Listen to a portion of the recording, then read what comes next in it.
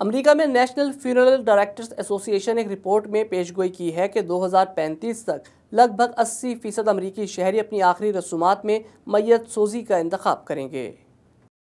امریکہ کی کریمیشن ایسوسی ایشن کے اعداد و شمار کے مطابق 1876 سے 1970 تک صرف 5% امریکیوں نے کریمیشن طریقے کا انتخاب کیا۔ البتہ 2020 میں 56% سے زیادہ امریکیوں نے اس طریقے کو منتخب کیا۔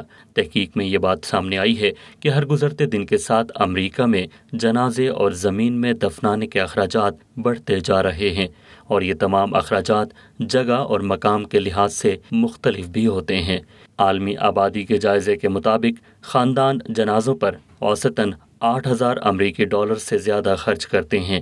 ریاست مسیسپی میں یہ خرچہ لگ بھگ $6,500 ہے، جبکہ ریاست ہوائی میں یہ خرچہ $15,000 سے کچھ کم ہے، جبکہ ریاست نیو یارک میں اخراجات $10,000 تک بھی جا سکتے ہیں۔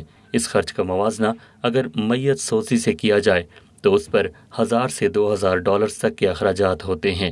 میت سوزی کی طرف رجحان کا ایک عنصر یہ بھی ہے کہ مذہبی اداروں سے لوگوں کے رابطوں میں کمی دیکھی گئی ہے، جس کے باعث لوگ قبرستانوں سے دور ہو رہے ہیں۔ 2021 میں 1999 کے مقابلے میں صرف 47% امریکی شہری چرچ، عبادت گاہوں یا مساجد میں گئے۔